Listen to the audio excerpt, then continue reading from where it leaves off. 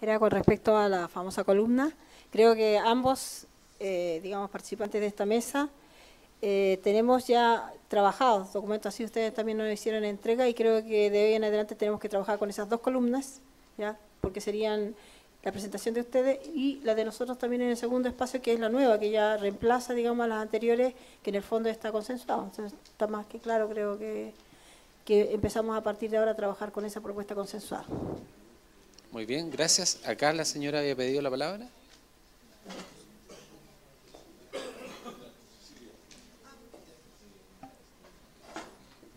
Buenos días a todos, a todas. Cecilia Mendoza Ayer, del pueblo de Licanantay.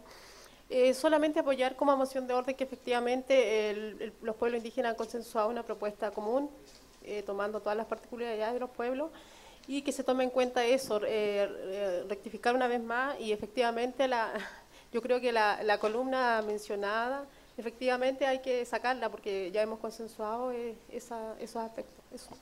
Muy bien, gracias. Por acá. Yo, Alicia Undurraga del Ministerio de Minería, yo apoyando todo porque considero solo, quiero dar mi posición personal en esto, porque no lo habíamos conversado, pero yo creo que es muy importante mostrarnos a todos nuestros representados, ¿ya? El trabajo que se ha hecho. Y el consensuar una posición es difícil, ¿ya? Entonces, en ese sentido, la propuesta de agregar una columna, para que ustedes lo ponderen, yo respeto la decisión que dio Matías, en su debido mérito es también demostrar el trabajo que se hizo. Nosotros tenemos en la entrega dos propuestas del gobierno porque se ha ido avanzando y ustedes también han ido avanzando. Lo dejo nada más que como último antecedente, ustedes... Yo respeto la decisión en ese sentido de que la decisión está por la parte indígena, no hay ningún inconveniente. Muchas gracias. Muy bien.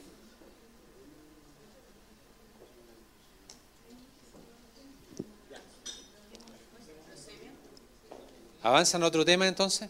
Ok, muy bien.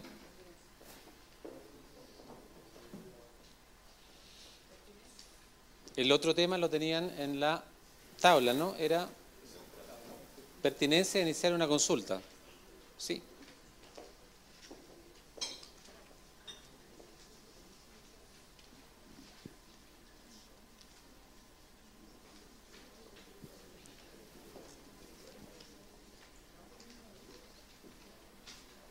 Entonces queda abierta la posibilidad para pedir la palabra y comenzamos con ese debate.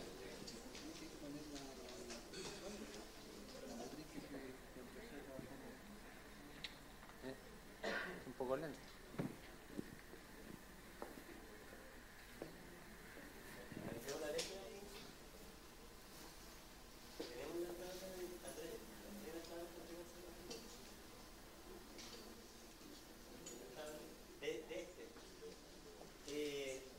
Matías, sí. Nosotros, en pos de colaborar para que esto sea más expedito también, trajimos la tabla impresa para que cada uno que quiera hacer anotaciones, la pueda hacer anotaciones al lado, pero solamente con la propuesta del gobierno y la propuesta indígena, porque no ha habido todavía debate. Entonces, para que cada uno pueda tenerlo abierto y pueda tenerlo ahí abierto para discutir.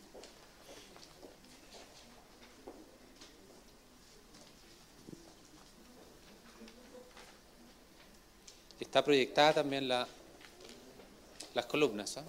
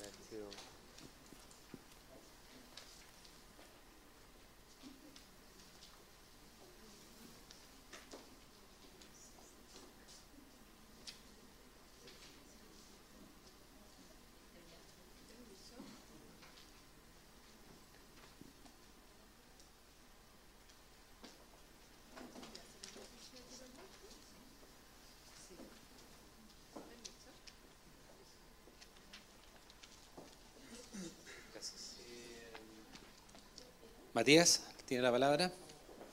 Sí, pero dos cosas. Una cosa que no lo terminamos, pero que me gustaría en algún momento que lo hiciéramos por último al final del día, es que tenemos que tener, cada sesión me da la impresión, por lo menos tenemos que responsablemente quizás firmar las actas de la sesión anterior. Entonces, quizás al final del día podríamos hacerlo, las que están publicadas, que si alguno tiene alguna observación, son las que están en sus carpetas, así que no estamos hablando de las nuevas propuestas que hemos entregado, sino que las que están en sus carpetas.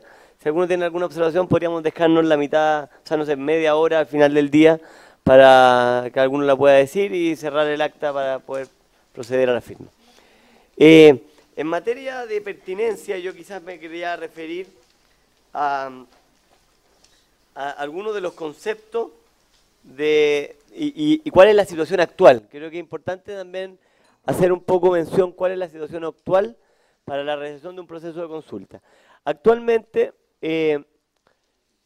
la forma de proceder del Estado respecto de una consulta, específicamente del Ejecutivo, es la siguiente. Bueno, mi nombre es Matías Bogavir, Ministerio de Desarrollo Social, lo digo para la cámara porque después, si no, me retan. Entonces, lo importante era, ¿cómo funciona hoy día hasta la fecha? Hoy día lo que sucede es que si algún ministerio, cualquiera sea, ¿cierto?, tiene la duda que alguna medida pueda afectar directamente a los pueblos indígenas, ese ministerio le consulta al Ministerio de Desarrollo Social respecto de la realización de una consulta. Entonces, le pregunta al Ministerio de Desarrollo Social y el Ministerio de Desarrollo Social deriva en la Unidad de Asuntos Indígenas, que es la unidad que a mí me toca dirigir, ¿cierto?, el análisis de pertinencia de iniciar o no un proceso de consulta. Con lo cual, obviamente, lo primero que nosotros hacemos como Unidad de Asuntos Indígenas es pedirle a CONADI, o le pedimos al Ministerio que revise con CONADI quiénes son las organizaciones afectadas por la medida en cuestión. Ya sea, por ejemplo, si es lo que ha sucedido en distintos casos, no sé, la carretera Ralco-Lonquimay. El MOP, primero, el Ministerio de Obras Públicas, ¿cierto?, le consulta a la Unidad de Asuntos Indígenas si es necesario, si existe pertinencia de iniciar un proceso de consulta.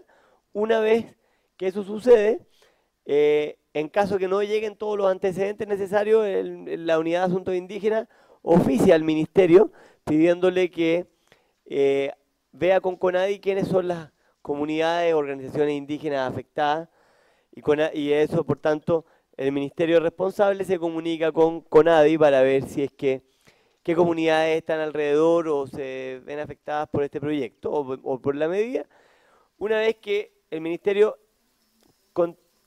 recopila esos antecedentes, vuelve a oficiar al Ministerio de Desarrollo Social, específicamente esos antecedentes llegan a nuestra oficina y nuestra oficina evalúa con todos esos antecedentes la pertinencia o no de iniciar un proceso de consulta o participación. Y por tanto nosotros enviamos un oficio de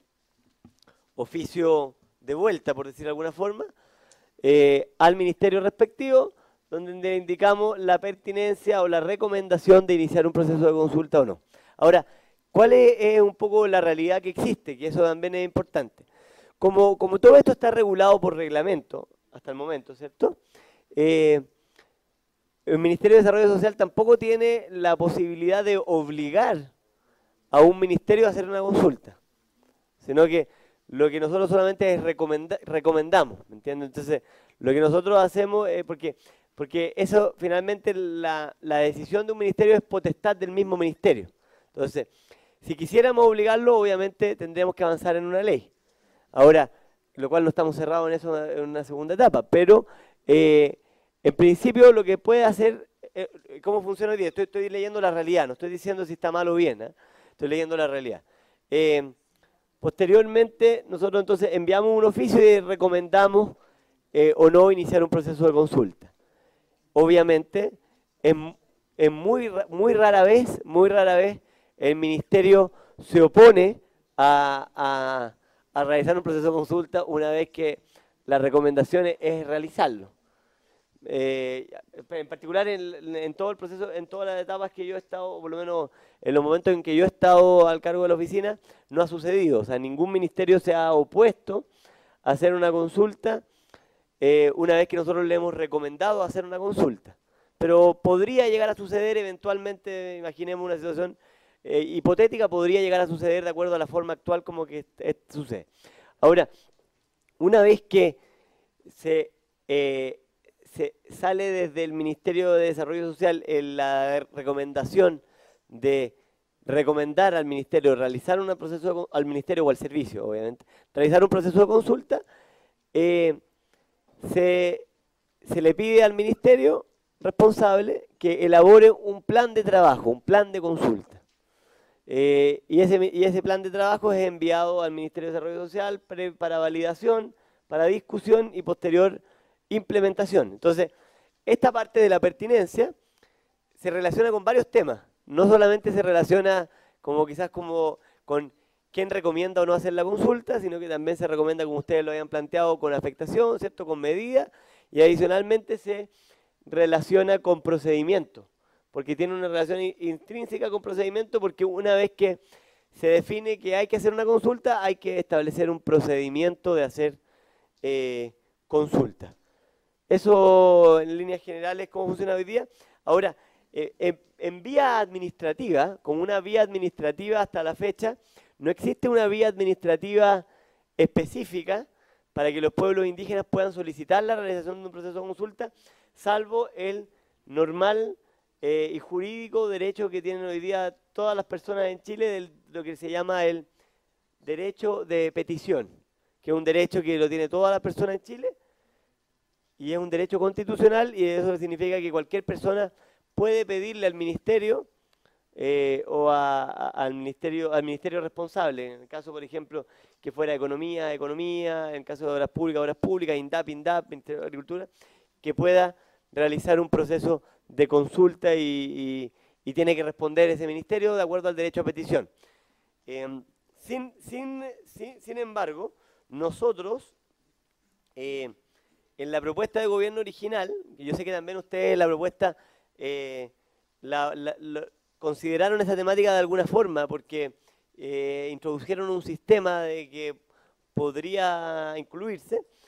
Nosotros igual incorporamos, como ustedes lo han visto, en el artículo 20 la posibilidad que los pueblos indígenas puedan pedirle al Estado, a través del Consejo de CONADI, la realización de un proceso de consulta. Ahora,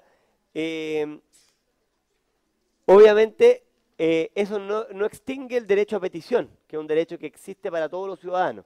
Esto era solamente una forma de abordar y tomar también, como el Consejo de la CONADI existe, y es un órgano de alguna manera que participa, como lo ha dicho el relator, como punto focal para las políticas indígenas, muchas veces queríamos tomarlo en consideración al Consejo, pero eso es un poco cómo funciona y cuál fue el objetivo de plantear la propuesta de gobierno de agregar este espacio. Yo sé que ustedes han agregado la idea de que cualquier persona lo pueda pedir, incluso que en principio habla una propuesta que un consejero solamente puede pedirlo, o incluso después habla otro párrafo que cualquier persona puede pedirlo. Pero en el fondo nosotros entendíamos que eso estaba garantizado en el derecho a petición. Eso solamente.